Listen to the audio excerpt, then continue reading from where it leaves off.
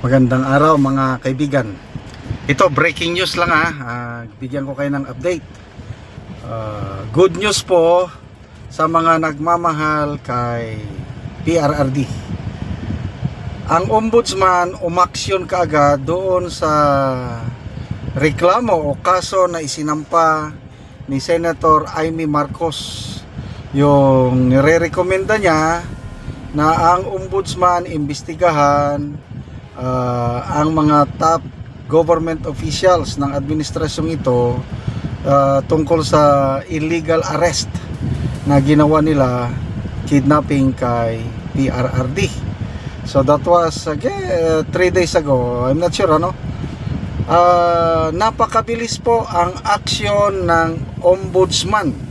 Saludo tayo kay Ombudsman Samuel Martires dito sa ABS-CBN post 56 minutes ago. Basahin ko The Ombudsman orders DILG, CIDG, DOJ, PNP, and DFA to file counter affidavits over ex-President Duterte's arrest.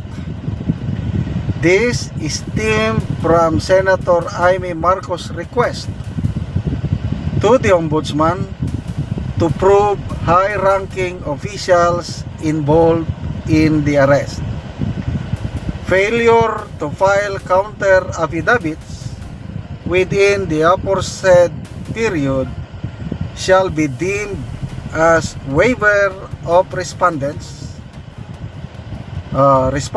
rights to submit controverting evidence, and the preliminary investigation shall proceed accordingly. So, ito po ang news update ng ABS-CBN. So, ano ang masasabi nyo mga kaibigan? Una, kay Senator Amy. Galit pa rin ba kayo kay Senator Amy?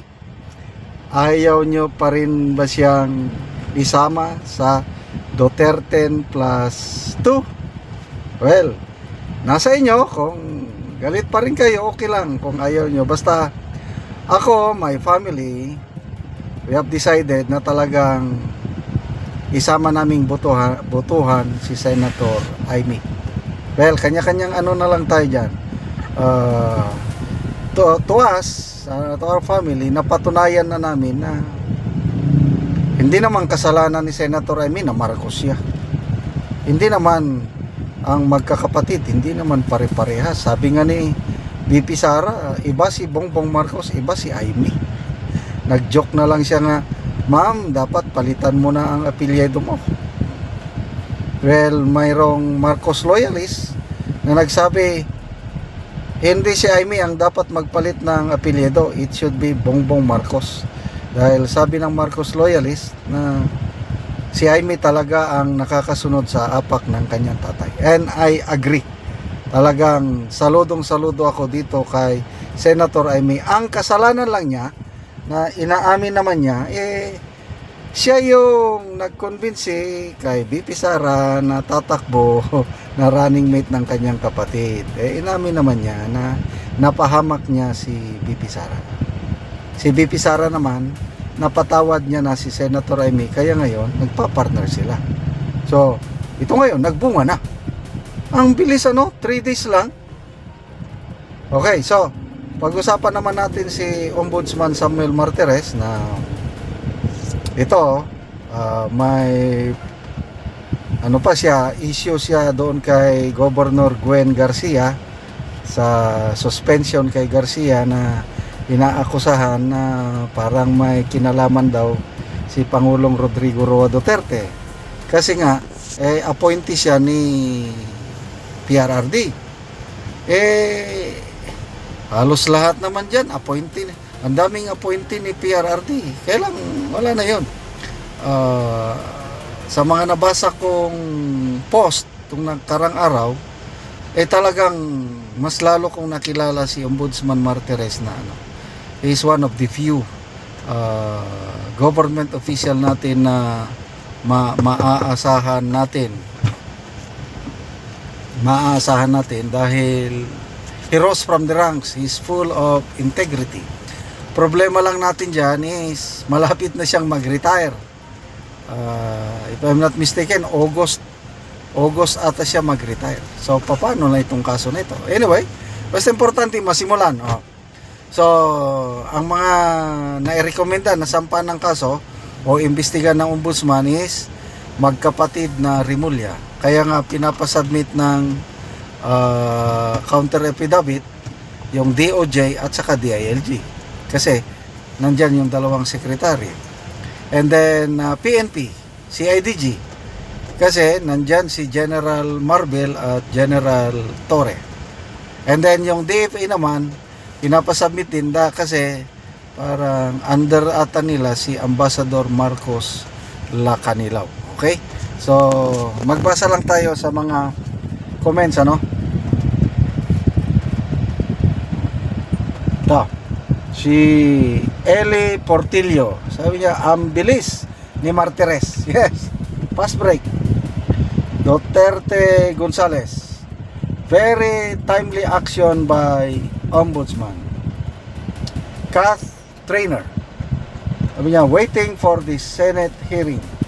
Meron pa bang Senate hearing? Hindi na ako nakamonitor. Rosario Somera. Ang bilis. No vote for Manang Biday. Ayaw pa rin botohan. Sige lang.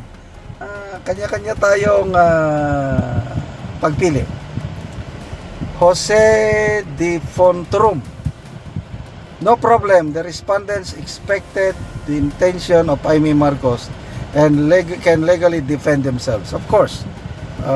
Kaya nga pinapasubmit sila ng counter affidavit. Lawrence Lapak.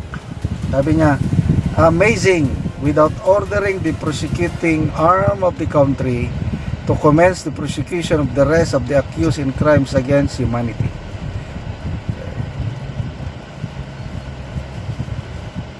Diba? Susan Lumanta, simula na ng pagbabago.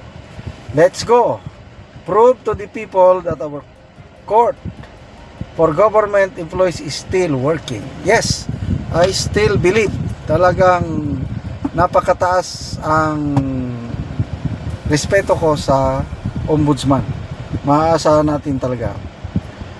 Felicito Aguila, let us see how the justice system and the constitution work in the country. Nel Solmorin, respect the order, ombudsman, do your job.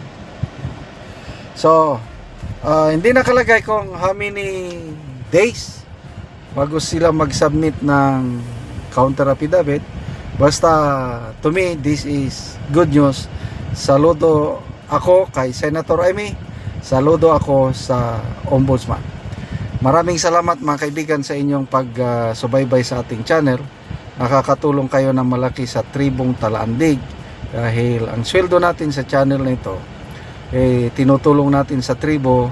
Namimigay tayo ngayon ng libreng yero at pako para ma-repair ang sira-sirang bahay ng Tribong Talandig.